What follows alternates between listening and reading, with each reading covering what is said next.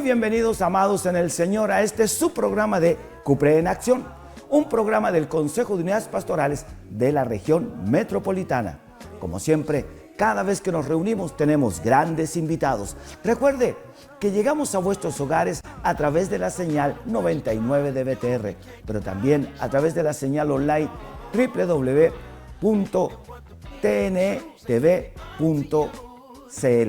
Es para nosotros un privilegio y un placer compartir siempre con grandes invitados. Hoy tenemos al presidente, al doctor Daniel Monroy, presidente de ACPS Chile.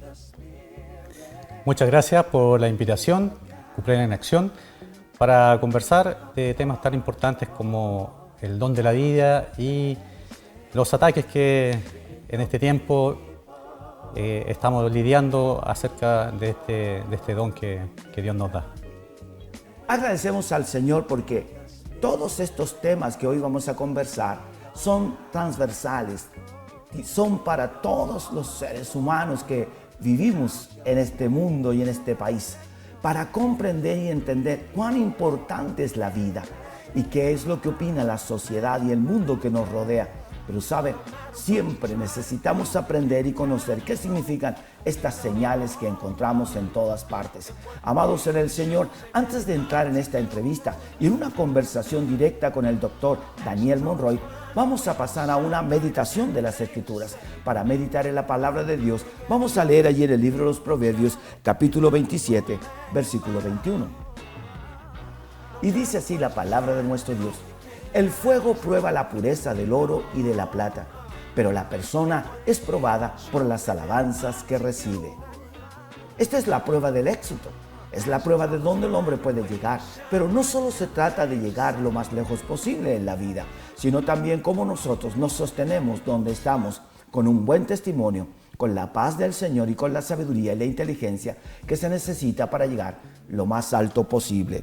El éxito, al igual que la adversidad, son los terrenos más complejos y difíciles en los cuales cotidianamente pisamos. No obstante, Dios siempre está de nuestro lado. Dios nos quiere enseñar que caminar en estos terrenos, tanto en el éxito como en la adversidad, debemos caminarlos con total sabiduría. Y la sabiduría solo la da Dios. Dios es el que entrena y capacita al hombre. Muchos que soportan la oscuridad de las pruebas fracasan a la luz del éxito. Hay muchas personas que superan etapas muy difíciles, pero cuando llega la luz del éxito, fracasan. No saben sostenerse en el tiempo en esos lugares tan valiosos e importantes. Muchas veces nosotros también nos sentimos tan seguros donde estamos, pero cuando vislumbramos que estamos logrando el éxito, comenzamos a flaquear y tal vez a desmayar. ¿Sabe? Dios nos apoya constante y permanentemente. El Dios del cielo tiene toda la ciencia, toda la sabiduría. Él lo sabe todo. Él es inmensamente poderoso y sobrenatural. Dios tiene siempre una respuesta a cada una de las situaciones. ¿Sabe? Cuando estamos en la adversidad, encontraremos personas que nos alentarán a seguir, a levantarnos y a continuar caminando. Pero cuando estamos en el éxito, encontraremos muchas palabras que nos alentarán y otras nos llenarán de orgullo y de vanidad. Muchos golpearán nuestra espalda diciéndonos que están con nosotros, pero solamente están esperando ver tu caída. Ten cuidado con las palabras que son lisonjeras, que tratan de decirnos que estamos bien cuando estamos realmente mal. A veces debemos aprender a caminar en todo este tipo de formas que vivimos. El éxito. ¿Cómo se mide el éxito? ¿O cómo medimos el fracaso? Pues bien, lo correcto es confiar plenamente en Dios, en su gracia, en su poder y en su infinito amor. No hay nada más maravilloso que confiar en un Dios todopoderoso, justo y santo, que nos permite disfrutar de su presencia, de su gracia y de su grande amor.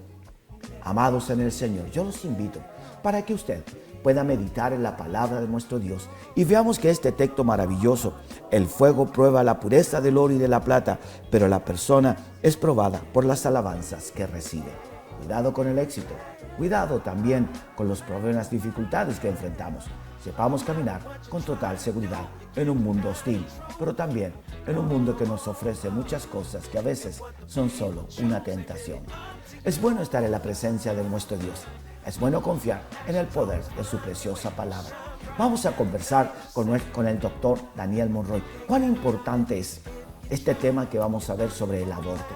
¿Qué sucede con todo este panorama y estas situaciones que enfrentamos muchas veces en la vida, conocidas o desconocidas por personas, familias, amigos y principalmente nosotros que estamos en la iglesia? Doctor, explíquenos un poco sobre este tema con respecto a lo que significa el aborto.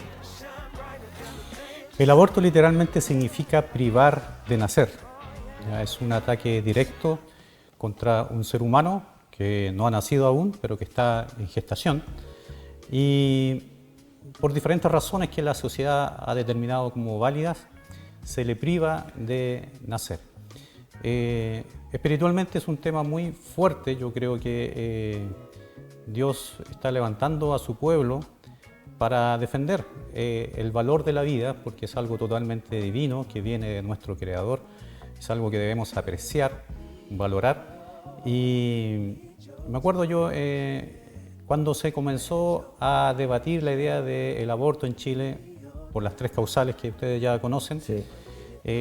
Varios cristianos se levantaron en oración por esto y me acuerdo de estar orando por este tema y recibir de Dios esta palabra que dice: levanta tu voz por los que no tienen voz.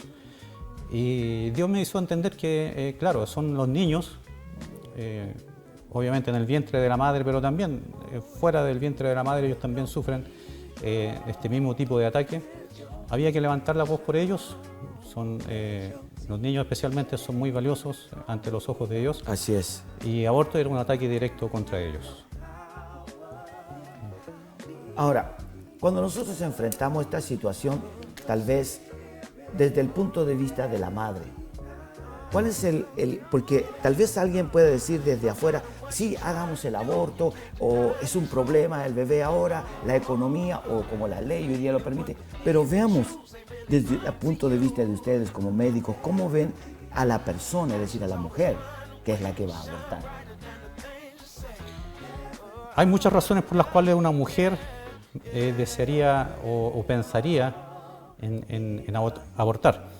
En la parte médica, obviamente, la ley intercausales, por ejemplo, establecía que cuando había peligro de vida para una mujer, obviamente cualquier enfermedad grave y que uno piensa que puede morir por esto, y hay un embarazo que puede estar generando esa complicación, es válido esa pregunta, digamos, si sería lícito abortar.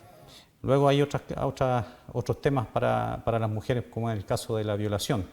También hay una mujer, frente a este trauma tan violento que significa una violación, también pensaría, y la sociedad lo estimula, ¿no?, a pensar en abortar. Y luego está el tema de estas enfermedades gravísimas, cuando se sabe que el embrión o el feto viene con una enfermedad que no va a vivir mucho tiempo fuera del vientre materno. Entonces también ahí la sociedad dice: ¿para qué vamos a llevar a cabo este sufrimiento de un embarazo que al final va a terminar en una muerte muy dolorosa para la madre? Como evitemos este dolor y abortémoslo. Estas son como las 3 causales por las cuales no solamente en Chile, sino que en todo el mundo el aborto se ha introducido. Sí. ¿Ya?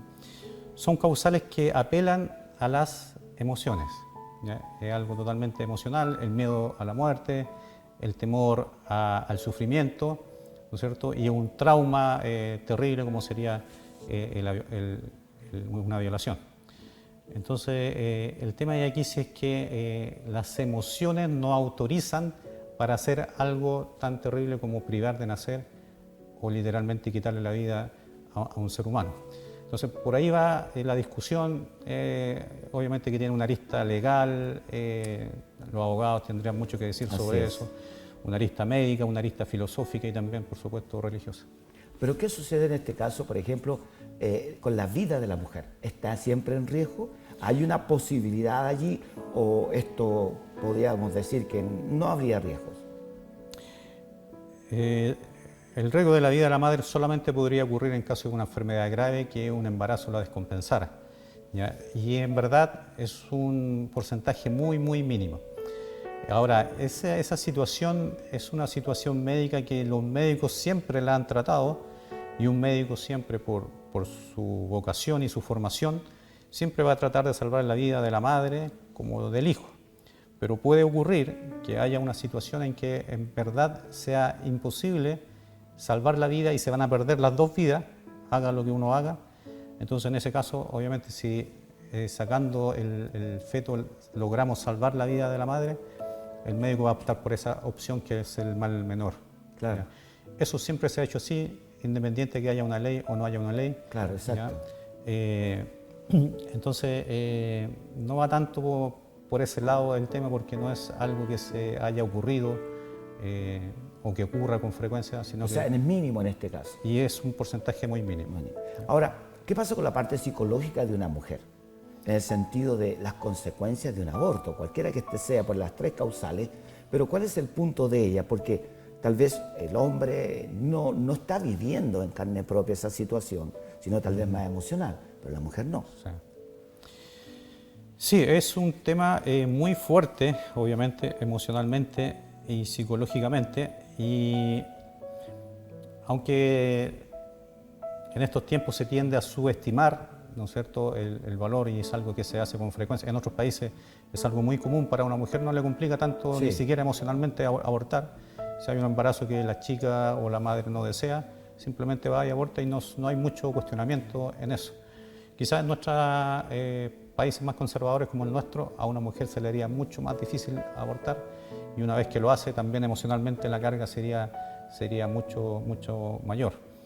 Pero obviamente que esto siempre va a ser así, siempre hay consecuencias emocionales para una madre, ya sea que lo manifieste o no lo manifieste en forma pública. Cuando tienes más hijos, ¿no es cierto? Sí. Naturalmente ella va a pensar: mi hijo que aborté tendría esta edad, Claro. estaría haciendo esto, ¿no es cierto? Y en algún momento siempre eso va a estar presente. Entonces no es algo inocuo para una mujer abortar. Trae consecuencias emocionales de por vida. En verdad siempre va a estar esa parte emocional fuerte. ¿Puede profundizar un poco, doctor Daniel Monroy, sobre la exposición sobre lo que es la vida, el aborto, la exposición que usted va a exponer acá estos días? Bueno, cuando estudiamos este tema, nos dimos cuenta que obviamente nuestro Dios se mueve por principios. Entendemos, para aquellos que somos cristianos, que Dios es el que nos ha traído a este mundo, y Él es el que ha derramado el don de la vida sobre cada uno de nosotros. No hay otro mundo donde este don se haya derramado, solo somos privilegiados en ese sentido. Hay una abundancia de vida en este planeta que Dios lo ha derramado para que nosotros podamos disfrutar eso. Hay un versículo que nos habla muy fuerte en eso, cuando en Juan 10:10, ¿no? Jesucristo está hablando allí, enseñando al pueblo, y dice: yo he venido para que tengan vida, y vida en abundancia. De tal manera que Dios no es solamente el creador de la vida, sino que Él también quiere que nosotros tengamos una vida plena y abundante. Entonces, todo lo que priva a un ser humano de vivir, obviamente que va en contra del principio divino. En el principio, Dios creó al hombre, somos creación especial de Él, esa es nuestra dignidad, eso es lo que nos hace dignos, y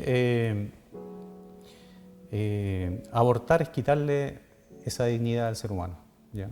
Es decir, esta persona no, por alguna razón que nosotros determinamos, no merece nacer, ¿ya? Estamos quitando la dignidad a un ser humano. También entendemos que cada uno de nosotros ha sido creado con un propósito, ¿ya? Cuando Dios crea algo, Dios le da un propósito. Así es. ¿Ya? Y cada uno de nosotros somos únicos y especiales delante de Dios. Dios nos trae a este mundo. En la Biblia hay muchos pasajes que nos narran que aún desde el vientre de la madre Dios ya le ha dado propósito a cada ser humano que ha venido. Entonces, no abortemos ese propósito. No tenemos por qué abortar, ¿ya? Quitarle el propósito a una vida. Claro, nosotros en nuestra mente tratamos de racionalizar que ese abortar no es tan malo como asesinar. si cualquiera de nosotros viniera una persona y asesinara a nuestro hijo, y no solamente lo asesinara, sino que lo desgarrara sus miembros, lo desmembrara, es decir, para nosotros sería algo terrible, algo inhumano, algo que nuestra mente racionaliza que merece un castigo terrible. Así es. Pero por alguna razón, cuando hay un aborto y se hace lo mismo con una criatura que está en el vientre de la madre, Sí. por alguna razón no nos parece tan cruel, o sea, Sí. no consideramos que fuera algo cruel. Es algo que la mente racionaliza, pero es ilógico. Sí. Es algo parecido a lo que pasaba en el tiempo de la esclavitud, que había gente muy poderosa, con dinero, pero buenas personas, y ellos nunca pensaron que el matar esclavos o el traficar esclavos o el tomar la vida de un esclavo para beneficio propio fuera algo malo. Claro. ¿Por qué? Porque las leyes decían que los esclavos no eran personas. Sí. Y si una ley dice que un ser vivo no es persona, podemos hacer con ellos lo que queramos. Esto algo mismo está pasando también con el no nacido, con el nascituro. Sí. Alguna ley dice no son personas todavía, entonces podemos hacer con ellos lo que queramos. Y no es malo, no nos parece malo como sociedad. Sí. ¿Ya? Entonces hay algo ahí que está mal y que tenemos que sacar a la luz en este tiempo, ¿no? Una vez invitaron a la ONU a Teresa de Calcuta, ¿no? Fue una mujer que todos admiraron porque ella trabajaba con los miserables, con los más pobres, Sí. allí en la India, los Dalits, los intocables. Claro, casi como que no eran personas, era la casta más baja de la Sí, India en la cultura correcto. de ellos. Sí. Entonces la invitaron para que fuera a hablar allá y todos pensaron que ella iba a hablar de la pobreza. ¿Ya? Pero ella fue una mujer muy valiente porque ella confrontó la ONU. La ONU, entre paréntesis, es de donde se están diseminando todas estas leyes de aborto Así por es. todo el mundo. Así es. Y ella dijo, el peor mal de este mundo que nos toca vivir no es la pobreza, dijo ella. ¿Ya? Es el asesinato de niños, ¿cierto? Es el aborto. Porque el aborto nos enseña a la sociedad a amar a sus niños, ¿no es cierto? El aborto le enseña, es el principal fomentor de la violencia en este mundo, ¿ya? Porque no le enseña a los padres a amar, sino que a deshacerse de los hijos si no les es conveniente para ellos. Fue algo terrible ese congreso que hubo, porque quedaron todos impactados, eran todos los que promovían el aborto, pero fue como un remesón fuerte que tuvo la sociedad. Era necesario. Y creo que nosotros necesitamos esto en este tiempo también, darnos cuenta que el aborto es algo que va contra los principios naturales Así de la es, vida. sí. Se crean incongruencias que nosotros no podemos entender. Por ejemplo, yo que soy médico, vengo de un congreso. En Inglaterra hay centros médicos de última tecnología y ahí entonces habló un neonatólogo. Dice, en el sexto piso de nuestro hospital nosotros tenemos un centro de neonatología, uno de los mejores del mundo. Gastamos, decía, 10.000 euros cada día manteniendo con vida, tratando de salvarle la vida a todos los prematuros, ¿ya? Es todo el esfuerzo médico por salvar la vida a esos prematuros, a esos niños que los padres aman y que quieren que no mueran y vivan. Y sin embargo, en el piso de arriba, niños sanos son abortados por montones todo el tiempo. Terrible. Entonces, es incongruente cómo en un hospital se están matando niños y se están salvando niños, no se entiende. Sí, no sé, realmente. Es algo incongruente. Sí. En Estados Unidos, si un conductor ebrio atropella a una mujer embarazada y su feto muere por ese atropello, el conductor ebrio se va a la cárcel. Es castigado. Así es. Porque mató al hijo de esa embarazada. Sí. Pero resulta que esa embarazada iba a la clínica de aborto a abortar ese bebé. Y si ella lo abortaba y lo mataba de igual manera, No iba a la cárcel. no hay ley, Claro. no hay castigo, no hay nada de eso. Entonces son cosas incongruentes que nosotros no alcanzamos mucho a entender. Que es que solamente para dar a entender que es contra naturaleza, Sí, es correcto. contra principio, crea incongruencia. Sí. Y hay otras cosas más terribles que no, no me gustaría contarlo acá, pero hasta esos extremos se llega. En algunos países no se considera persona al no nacido, sino solamente hasta el momento del parto. Después que sale del vientre de la madre y se corta el cordón umbilical, ahí recién tiene derechos de persona. Entonces antes de eso se le puede matar. Entonces, ¿qué pasa en esos países? El médico que está atendiendo el parto saca la cabeza del bebé y le pregunta a la madre: esta es tu última oportunidad, ¿estás segura que quieres tener este hijo? Y si la madre dice no, no lo quiero, por alguna razón estuvo pensándolo todo el tiempo y a última hora dice ya no, no lo quiero, entonces ese doctor toma unas tenazas, lo introduce por la fontanela al cráneo de ese bebé, destruye todo el cerebro y lo que termina de sacar es un bebé muerto. Terrible. O sea, se le mata en el momento del nacimiento. O sea, como eso lo permite la ley. Es algo totalmente ilógico, ¿no? Irracional. Sí, no tiene sentido, no hay como palabras para explicar tanta brutalidad, podríamos decir. Algo horrendo, que es lo que Dios ha hecho tan perfectamente como es la vida. El hombre puede hacer de todo, pero no puede hacer seres humanos. Solo Dios hace seres humanos. Y eso el hombre todavía no lo capta en su pequeñez. Y esto que tú nos muestras y nos cuenta, doctor Daniel, nos muestra también un poco la crueldad de las personas. Hasta dónde puede llegar una persona con su crueldad y no considerar la vida de ese bebé que está allí por nacer. Y también que involucra no solo una persona, porque aquí hay familias, también vemos todo un retroceso en el nacimiento de nuevos niños. Hay países que se están quedando sin una nueva generación, pero aún se sigue con todo esto tan terrible. Y lo lamentable es que ha llegado a nuestros países de Latinoamérica, que éramos muy conservadores, como dice usted, doctor Daniel, pero aún así yo creo que hay tiempo para lograr que estas cosas puedan ir más lentas, ¿no es cierto? Leyes que sí protejan a los bebés, que sí guarden el vientre de la madre, y en todo esto siempre salen más rápido este tipo de leyes que otras que nos favorezcan, si nos damos cuenta de todo esto. Como decía, en el tiempo de la esclavitud todos pensaban que era algo normal, como ahora ocurre en estos tiempos con el aborto.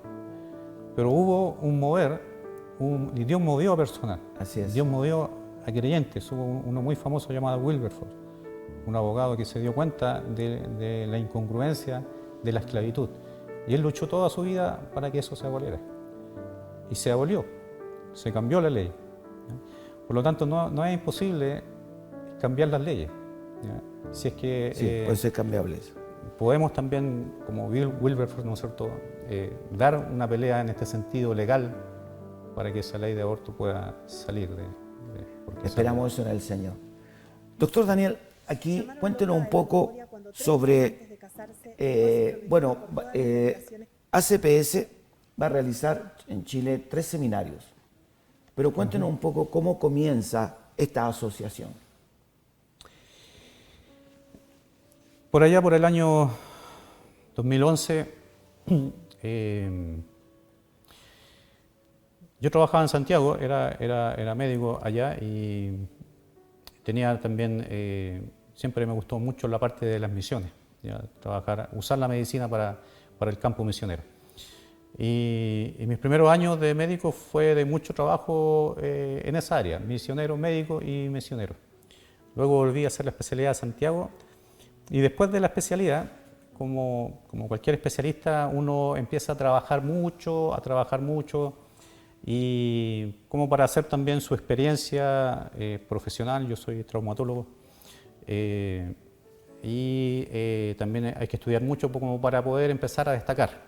Yo me formé en una universidad, en mi especialidad, que siempre apunta a la excelencia, como hacer lo mejor en lo que nosotros hacemos. Lo cual me parece bien, digamos, siempre tenemos que hacer lo mejor que nosotros podamos hacer. Así es. Pero empezó a pasar algo especial, que como me empecé a meter tanto en esto de la medicina, de querer ser el mejor, un buen médico, un médico destacado, empezamos a dejar de lado también quizás el interés por las cosas de Dios o la misión a la cual Dios nos estaba llamando.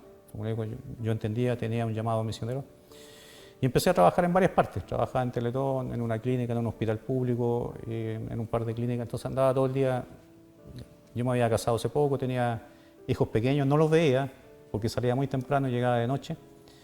Y mi señora me decía: Daniel, nos está haciendo mal aquí Santiago. Sí. Digamos, muchas. Entonces empecé, yo no hacía caso, seguía nomás trabajando y una noche, me acuerdo, terminé como a las 10 la consulta. Y ya cansado, agotado, operaba todos los días, trabajaba mucho, como le decía. Y estaba yendo al estacionamiento, era el único auto que había en el estacionamiento, no había nadie más. Y Dios me habla ahí. Me dice, bro Daniel, ¿qué estás haciendo aquí si yo te di un llamado misionero? Ahí el Señor me quebrantó de ese ritmo de vida que yo llevaba y empecé a orar al Señor, que Dios me ayudara a volver a mi llamado. Y en ese tiempo entonces vino un médico de Brasil que me llamó. Yo participé en mi universidad en una asociación, el Grupo Bíblico Universitario. De allí me llamaron, viene un médico de Brasil y él está invitando a médicos cristianos a un congreso. Entonces, si yo lo podía recibir, es claro, ven, envíelo a mi casa. Y él fue. Él en realidad era un estudiante de medicina, brasileño, y en ese año, por primera vez, se hacía un congreso mundial en Latinoamérica. Se hizo en Uruguay, de donde viene el doctor Paparian. Entonces, invitaron a médicos y yo decidí ir, ya que estaba con esto. Y allí, en ese congreso, en realidad fue como el llamamiento que Dios me hizo. Porque a través de un médico misionero que trabajaba en África, en lugar de mucha necesidad, sí. Él empezó a decir, ¿no? Muchos médicos tienen un llamado misionero, pero al empezar a trabajar, lentamente empiezan a ganar dinero, a ganar prestigio y a ganar poder. Y nos empezamos a acomodar y nos empieza a gustar eso. Sí. ¿Ya? Y poco a poco vamos dejando de lado los principios de Dios. Nos olvidamos de pasar tiempo con Dios, dejamos de lado nuestra familia, dejamos de lado la iglesia. Y así, poco a poco, dejamos de lado también nuestro llamado. Así es. Y después ya de algunos años de trabajo de ese ritmo, se empiezan a quemar nuestros valores y ya no podemos volver atrás. Estamos tan involucrados en ese ritmo de vida que ya no podemos volver atrás. Así es. Entonces uno termina diciendo, ¿por qué vendí tan barato mi llamado misionero? Sí, Eso me quebrantó a mí. por supuesto. Y yo fui ahí a la pieza del hotel. Me acuerdo que oré al Señor. Dios me estaba hablando mucho de ese tiempo. Me hablaba del morir a mí mismo, lo que significaba morir a sí mismo. Yo me acuerdo cuando me convertí, en los 17 años, hacía cursos bíblicos por correspondencia. Ya. Y así llegué a entender lo que significaba el Evangelio y ser un hijo de Dios. Entendí qué significaba que Cristo moría por mí. Lo entendí claramente, el Espíritu me lo voy a conocer estudiando. Sí, por la palabra. Estudiando, por la palabra. Sí, el Espíritu Santo trae revelación e iluminación. Y en ese momento, en esa pieza de ese hotel, igual el Espíritu Santo me habló lo que significaba morir a mí mismo. Sí. Lo que Dios me había hablado a través de la palabra. Entonces Dios me confrontó. Me dijo, ¿estás dispuesto a renunciar al dinero que te da tu carrera? ¿Estás dispuesto a renunciar al poder que te da tu carrera? ¿Y al prestigio que te da tu carrera? Entonces ahí Dios me movió a eso, a dejar eso. Y allí entonces empecé a mirar lo que hacían esos médicos en ese congreso y ellos trataban, claro, levantaban y dirigían movimientos de salud en sus países. Y me di cuenta que eran de mucha bendición. El movimiento, por ejemplo, de Inglaterra es un movimiento que es respetado a nivel nacional. El Congreso de Inglaterra los llama a ellos en cualquier ley que se debate sobre algún aspecto de salud. Ellos son referentes, los llaman para dar su opinión y todas esas cosas. Interesante, así como se hace. Sí, es bueno. Y también yo me daba cuenta como médico que uno está muy solo, un médico cristiano está muy solo en ese ambiente médico y necesita también tener partners cristianos que puedan apoyarse, ¿no es cierto?, tener compañerismo. Eso es muy bueno. Y eso fue lo que Dios puso de crear algo así en Chile. Y ahí nació en realidad la idea de formar ACPS. Lo pusimos en oración y poco a poco Dios fue proveyendo. Fue difícil, ¿no? Yo empecé a contactar médicos cristianos. Hice como una lista de 100 médicos cristianos más o menos, aprox. Ya. Y a todos les hablaba de que formemos, juntémonos, Claro. hagamos una reunión. Tu proyecto, sí, lo que había qué puesto Dios en bonito. tu corazón. Sí. Pero nadie me enganchaba, quizás yo era jovencito en todo caso, y nadie me enganchaba. Entonces yo ya estaba frustrado, en realidad ya varios meses tratando de juntar gente y Entonces le dije, Señor, dame 2 o 3 para seguir a él. Yo estoy cansado por esto. Dame 2 o 3 personas y yo sigo por esto. Y ahí Dios puso 3 personas en realidad. Y Dios me lo mostró así también, fue como algo de Dios, en sueño me mostró, ¿no? Un lugar donde yo había trabajado antes, en Lota, allí había una doctora, y me llegó un aviso, hay una doctora cristiana allá. Yo justo había soñado con Lota, ella debe ser, llamé, sí, ella. Otro doctor de San Fernando, un traumatólogo igual que yo, que nos conocimos en un congreso siendo becados, también le hablé, me dijo, hagámoslo al tiro. Sí, eso es de Dios, dijo, hagámoslo. Y otro hermano allá de Melipilla. Así Gloria a Dios. 3 personas y empezamos a orar y formar.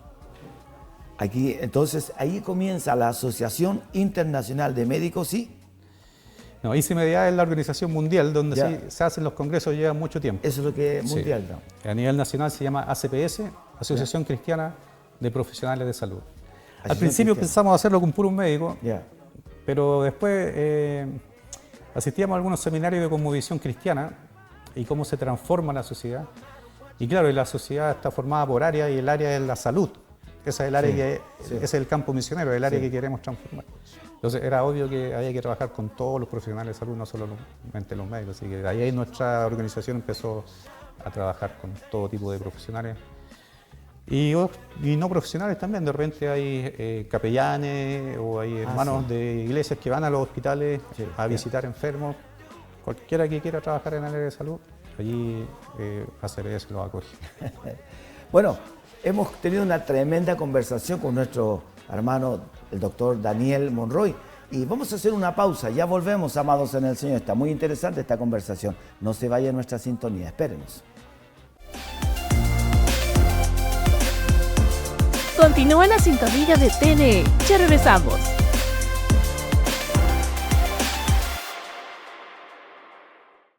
Cada día llegamos a tu hogar para compartir fe, esperanza y amor. Ayúdanos a seguir alcanzando a muchas familias con el Evangelio. Puedes ayudarnos con tu aporte voluntario a través de la Fundación para Vivir en un Mundo Mejor. Cuenta corriente Banco Santander número 63 87 822-7, RUT 65.9077-2. Colabora con Televisión Nacional Evangélica. Tu aporte nos ayuda a seguir adelante.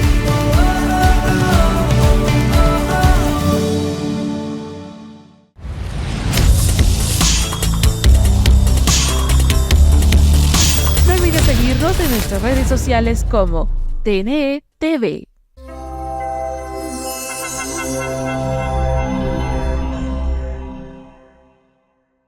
Bienvenidos a Pichidegua. Acá somos gente de campo, gente sana y de buen corazón, que se organiza para ayudar a la Teletón. Vendemos papas fritas, anticuchos, rifamos, cajas de mercadería, todo a lucas, porque la Teletón saca lo mejor de nosotros. Es el momento en que todos somos iguales, juntos por la Teletón.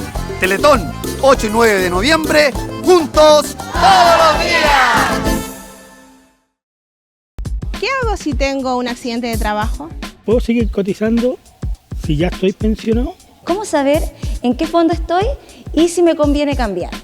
¿Califico para una pensión de invalidez? ¿Qué pasa si me enfermo, tengo un accidente y no puedo seguir trabajando? Nunca coticé, ¿puedo tener pensión? Si fallezco joven, ¿qué pasa con los fondos que tengo ahorrados en la AFP? Conciencia previsional. Muy bien, amados en el Señor, volvemos a nuestro tremendo programa de Cupre en Acción. Tenemos otro gran invitado. Es la gracia y el amor del Señor que nos permite llegar a vuestros hogares con estos grandes invitados y temas tan relevantes e importantes que son parte de la vida diaria y de lo que nosotros vivimos. Y aunque a veces ignoramos muchas cosas, quiero contarle que la vida sigue corriendo y avanzando y hay leyes que son totalmente perjudiciales para la familia, para los pequeños y también para esos que están en el vientre de una mamá. Así es que dejamos al doctor Daniel Monroy que nos va a presentar a este nuevo invitado. Sí, quiero presentarles al doctor Jorge Patpatian, él es secretario general de la ICMDA, es una organización internacional de médicos y dentistas cristianos que tiene asociaciones de profesionales de salud en varios países del mundo. Es una gran bendición participar de ello y nuestro hermano Jorge nos visita en esta oportunidad. Estaremos ahí dando algunos seminarios dentro del país. Así que agradecido, Jorge, por tu visita a nuestro país. Viene recién llegando, bajándose del avión recién. Bueno, el agradecido soy yo. Agradezco a Dios por esta gran oportunidad que tengo de estar en contacto con ustedes y también con tanto televidente que seguramente en diversas partes del país nos están sintonizando y viendo en este momento. Yo soy médico, resido en Uruguay, sí, como dijo muy bien mi colega Daniel Monroy, y me dedico en estos últimos tiempos también al estudio de la sexualidad humana, y justamente en Rancagua, en Viña, vamos a estar con colegas y después vamos a ir al sur, a Los Ángeles, a dar seminarios sobre sexualidad desde una perspectiva cristiana. Y en ese sentido sabemos muy bien de que hoy hay una sexualidad que no tiene una perspectiva cristiana. Así es. Entonces creo que esos detalles son muy importantes conocerlos porque estamos viviendo en una sociedad donde la sexualidad está siendo ideologizada. Así es. La sexualidad está siendo tergiversada por filosofías, por teorías que desde el punto de vista ideológico lo podemos entender, lo podemos comprender, pero desde el punto de vista natural, desde el punto de vista bíblico, desde el punto de vista cristiano, entendemos que es anticristiano, antibíblico, antinatural y, por qué no decirlo, intrínsecamente inmoral. Por eso creo que es importante señalar algunas cosas que en estos días vamos a decir. Doctor Jorge, ¿existen tabúes dentro del matrimonio cristiano? Sí, por supuesto que existen tabúes dentro del matrimonio cristiano, yo diría, y fuera del matrimonio cristiano. Porque también la sexualidad hoy es un tema tabú, como muy bien usted está señalando, es un tema oscuro, y eso no proviene del cristianismo. Es interesante, porque cuando uno va a buscar o a bucear las raíces por las cuales la sexualidad se ha confinado al campo del tabú, no viene del cristianismo, sino viene muchos años atrás, donde las teorías filosóficas, por ejemplo Platón decía, todo lo del espíritu es bueno, todo lo del cuerpo es malo. Y del cuerpo estamos pensando en la sexualidad, entonces la sexualidad debe ser mala, la sexualidad debe ser pagana, la sexualidad debe ser pecaminosa. Bueno, pero la buena noticia para los cristianos es que la sexualidad es creación de Dios. Así es. Es un invento de Dios. Dice que Dios hizo al hombre y varón y mujer los creó. Génesis en el primer capítulo de la Biblia. Así que nosotros como cristianos no debemos de tomar esto como un tema vergonzoso, como un tema mundano, como un tema carnal ni diabólico. Al contrario, en un principio fue creación de Dios para la bendición del ser humano. La distorsión de la sexualidad dentro del matrimonio, tanto cristiano o no cristiano, está basado en lo que usted nos explica un poco, las falsas enseñanzas, porque tal vez no hay una preparación en la familia o tal vez a nivel pastoral de lo que significa el matrimonio o la sexualidad. Bueno, si nos confinamos al campo nuestro, ¿no? del cristianismo, tenemos que reconocer algunas falencias, ¿no? Se nos ha dicho mucho lo que no hay que hacer. Así es. Pero no se nos ha explicado lo que sí debemos hacer, y cómo hacerlo, y qué dificultades vamos a enfrentar en el contexto matrimonial. Yo tengo 40 años de casado este año, ¿verdad? Y siempre digo jocosamente, si usted me permite decirlo, ¿no?, que el primer año fue difícil. Los demás son imposibles. Pero por la gracia de Dios, seguimos. Sí. Pero en estos 40 años, evidentemente que no somos nosotros un matrimonio perfecto. Y yo creo que no hay matrimonio perfecto que dure 40 años tampoco. Así es. Pero justamente en ese devenir de la experiencia sexual, nosotros hemos encontrado, sí, como todos los matrimonios. Y tenemos que desmistificar que las dificultades sexuales son inherentes al matrimonio y a la especie humana. Hoy vamos a hablar, por ejemplo, en Rancagua, sobre algunas dificultades en el contexto matrimonial. Por ejemplo, la eyaculación precoz, la disfunción eréctil, el bajo deseo sexual que a veces muchos matrimonios tienen a lo largo de su experiencia. Esto en varones, mujeres también, disfunciones sexuales, falta de deseo sexual. llega el climaterio, llega la menopausia, la mujer va perdiendo estrógenos, vamos perdiendo nosotros también los hombres el capital hormonal, y eso genera una serie de dificultades dentro del matrimonio. Pero, como alguien dijo, ¿verdad? Hay una sexóloga muy renombrada en el campo de la psiquiatría y de la sexología, donde ella decía, cuando hay amor, las dificultades sexuales pueden solucionarse.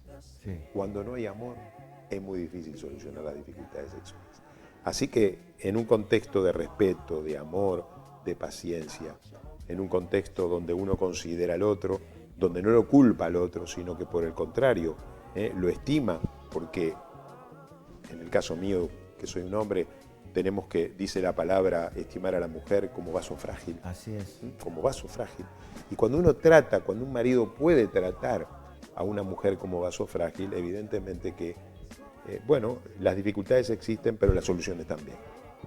¿Cuáles son los problemas más puntuales dentro de la sexualidad, dentro de los cristianos? ¿Cuáles son los puntos que podríamos destacar, que de repente son los más fuertes, podríamos decir?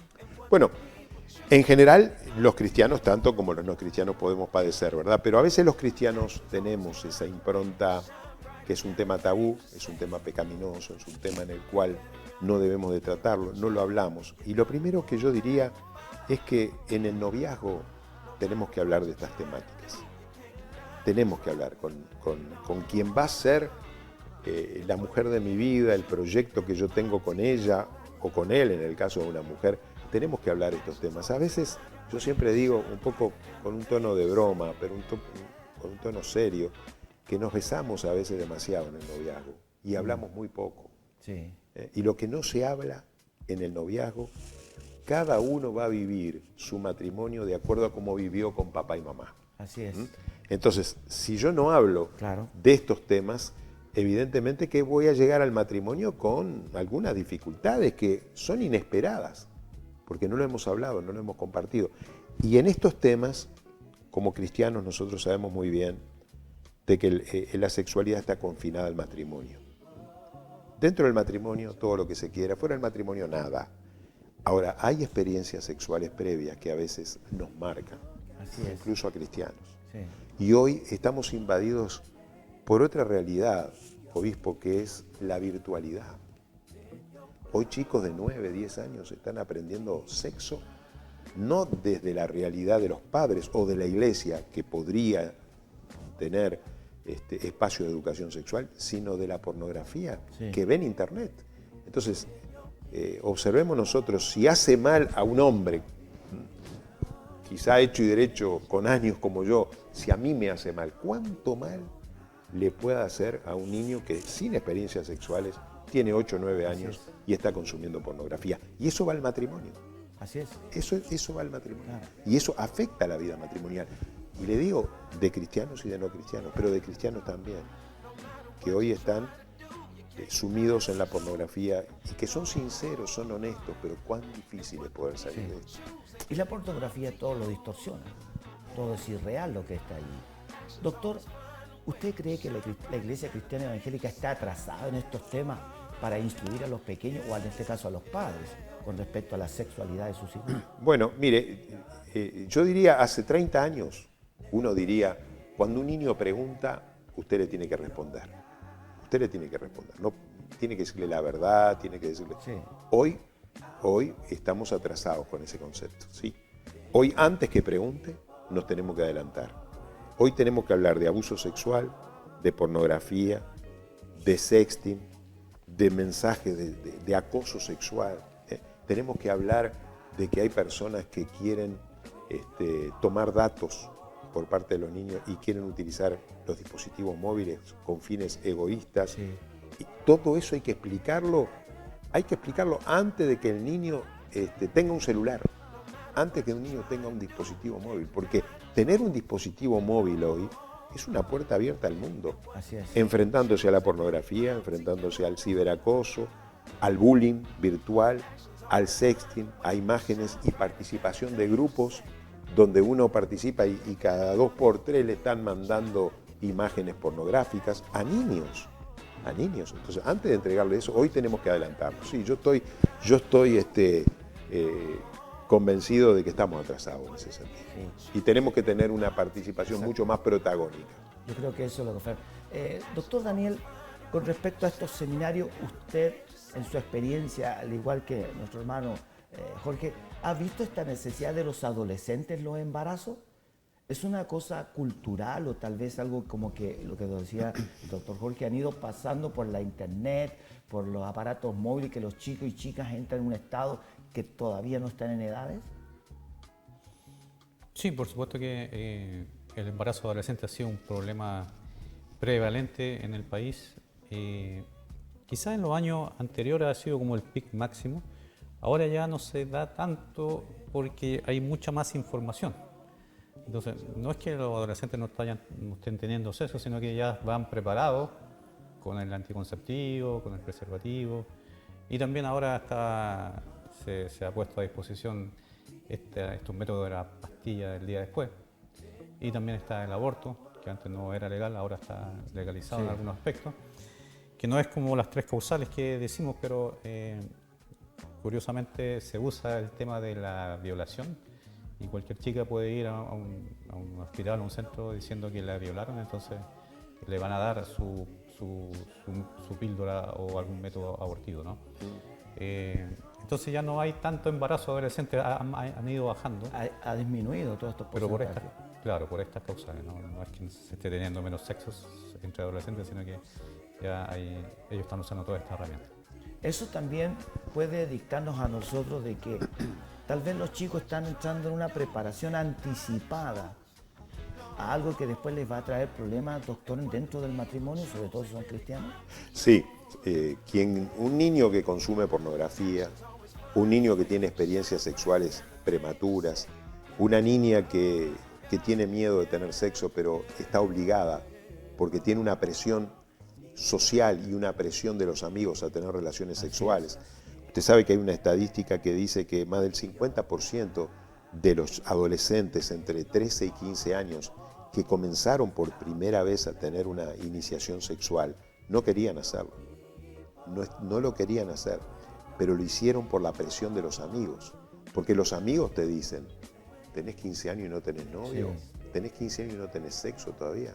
Entonces hay una presión tan grande de la sociedad que hace que se postulen para eso, pero no por el hecho de haber encontrado el amor de su vida, sino por el hecho de decir, ahora debuté, ahora soy una mujer, ahora soy un hombre, y eso se paga caro, porque muchas veces ese tipo de relacionamiento sexual no es el más adecuado, a veces es detrás de un árbol, como detrás de un lugar, donde no se dan las condiciones necesarias para experimentar una sexualidad que no fue la que Dios creó, evidentemente. Todo tiene que ver entonces con una enseñanza, con una preparación dentro de lo que significa el matrimonio. Exacto. Encontramos lo que decía usted, doctor, que entre sí las parejas les cuesta conversar estos temas, como que causa un poco de espanto o miedo, podríamos decir, o vergüenza, cuando se tocan estos temas, incluso dentro del hogar del matrimonio. Hay una estadística, la Universidad de Massachusetts hace varios años atrás interrogó a 4.000 hombres y les preguntaron a los hombres, ¿usted conoce a otro hombre que tenga dificultades sexuales? Le preguntaron a 4.000 al azar. Y solamente el 20% dijo, sí, yo conozco una persona que me dijo que tenía dificultades sexuales. Y esa investigación llegó a la conclusión de que los hombres tampoco hablan sobre sus problemas a otros hombres, y menos a sus esposas, aunque la dificultad masculina es notoria, porque cuando un hombre tiene una dificultad sexual, ya sea eyaculación precoz o disfunción eréctil, que no tiene potencia sexual, es evidente. Cualquiera se da cuenta, hasta su pareja. En cambio, la mujer puede hasta fingir un orgasmo y el hombre no se da cuenta. El hombre no se da cuenta. Entonces, la impronta masculina de poder rendir y ser como un Boy Scout, siempre listo, culturalmente es un problema. Claro, es un problema para el varón. Sí. Realmente es un problema. Sí. Doctor Jorge, ¿cuáles serían los consejos que podemos darle a un matrimonio dentro de lo que es la sexualidad? ¿Qué sería el consejo? Que conversaran, buscar a un especialista también si hay temas que ellos los ha llevado a una vida que puede ser más feliz de lo que son. Bueno, primero yo creo que hay que desmistificar también los problemas sexuales y decir, aquí no se termina el mundo. Hay dificultades que todos podemos tener. Y en ese sentido, yo creo que en primer lugar la prevención, es decir, ver cómo evitar dificultades sexuales. Y para evitar dificultades sexuales yo tengo que ver de dónde vienen mis dificultades. Como la sexualidad tiene 4 dimensiones, tiene una dimensión biológica, una dimensión psicológica, una dimensión vincular y una dimensión espiritual también, porque somos seres espirituales. Bueno, hay que ver de estas 4 áreas. Lo que yo tengo es un problema físico, porque quizás soy diabético, quizás, durante mi vida tomé mucho alcohol, fumé, tuve colesterol alto, tomo medicamentos. Eso los médicos lo sabemos muy bien, porque estas cosas generan disfunciones sexuales. Entonces yo tengo que ir al médico, tengo que cuidar mi salud. La sexualidad masculina está muy relacionada con el estado de salud física. Un hombre que tiene problemas físicos va a tener problemas sexuales también. En la mujer es más vincular y sus emociones son importantes. ¿Cómo se siente ella? ¿Se siente femenina? ¿Se siente una mujer que delante de su marido es la reina de la casa? ¿Siente que su marido la trata como una reina? ¿Siente que su marido es una persona que vincular y relacionalmente y en las emociones tienen conexiones? Bueno, todo eso va a influir y todo eso tenemos que trabajarlo. No solamente en la cama, Tenemos que ver qué pasa en el día. Así es. Gracias, doctor. Ha sido un tiempo muy especial el que hemos tenido. Un programa único con estos 2 grandes varones. Porque hablar estos temas no es normal, menos en estos programas de televisión cristiana evangélica. Pero, ¿sabe? Son de un gran valor e importancia para la vida del matrimonio, para dar estabilidad. A veces hay conflictos que se guardan por años y tratan de llevar una apariencia, pero en verdad por dentro están llevando un dolor. Yo quiero agradecer a cada uno de ellos este momento en que hemos participado, así que, amados en el Señor, yo los quiero invitar para que tengamos nuestra próxima reunión de asamblea aquí en nuestro edificio corporativo Cupren, este sábado 15, desde las 9:30 de la mañana en adelante. Vamos a dejar también especial aquí en calle 18164 para que usted también nos pueda estar llamando a los teléfonos que aparecerán en su pantalla y nuestra secretaria Carolina gustoso le estará atendiendo. Quiero dejar para que nos dirijan las últimas palabras ahí, doctor Jorge. Gracias, obispo. Mire, nosotros de acá nos vamos a Rancagua y vamos a estar en la Iglesia Obra de Dios, Ignacio de la Carrera 269, si no me equivoco. Vamos a estar a partir de las 19 horas. El doctor Monroy va a dar una conferencia, yo también voy a hablar sobre estos temas.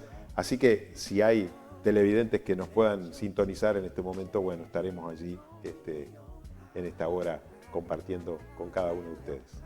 Gracias, doctor Jorge, gracias. Ha sido una tremenda información que nos ha dado hoy, aunque ha sido breve el tiempo, pero gracias por estar con nosotros.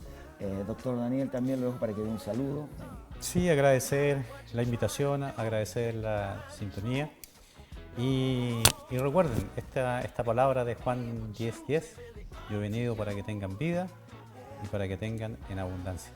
Es como la obligación nuestra como cristianos es tener una vida abundante. Entonces también aprovechemos la vida que Dios nos da, hay un propósito eterno allí dentro de nosotros, una semilla que tiene que convertirse en árbol, y ustedes saben lo que hacen varios árboles, forman un bosque, ¿no?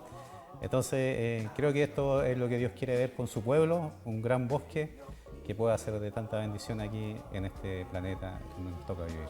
Y por último, ¿va a salir algún material después de todo esto editado? Nosotros tenemos un libro, tengo un libro que se llama Rol de los padres en la educación sexual de sus hijos, que en PDF lo podemos entregar gratuitamente a todos sus televidentes. Yo le puedo dejar un número de WhatsApp, ustedes lo pueden pedir y en menos de 5 o 6 días lo va a tener en su celular. Si usted quiere, yo se lo puedo dar el número correspondiente, es el más 598 99 68 9626. Más 598 99 689626. Y el libro se llama Rol de los padres en la educación sexual de sus hijos. Tremendo. Muchísimas gracias a ambos. Ha sido una tremenda bendición tenerlo acá entre nosotros. Ya después en la edición, ahí en el programa está el contacto, van a hacer todas las averiguaciones y las consultas. Yo creo que quedaron también algunas dudas por ahí, doctor, pero pronto iremos solucionando algunas. Invitar a los profesionales cristianos de salud, que por ahí pueden estar sintonizándose, a visitar a CPS, quizás también que deseen participar con nosotros en esta labor que Dios nos ha dado. Muy bien, amados en el Señor, todo contacto estará en nuestras oficinas. Nuestra secretaria tendrá los contactos del doctor Jorge y así también el doctor Daniel, y todo lo que ustedes necesitan de información a través de nuestra secretaria, nuestra oficina, y también nos estaremos comunicando con ellos según sea la necesidad. Amados en el Señor, gracias por sintonizarnos y deseamos que usted sea ricamente bendecido en cada una de las áreas de su vida, familiar, personal y por supuesto el ministerio donde Dios a usted lo ha puesto. Deseamos que la paz de Dios les acompañe siempre y sean bendecidos, por supuesto, en Cristo Jesús. Hasta una nueva oportunidad.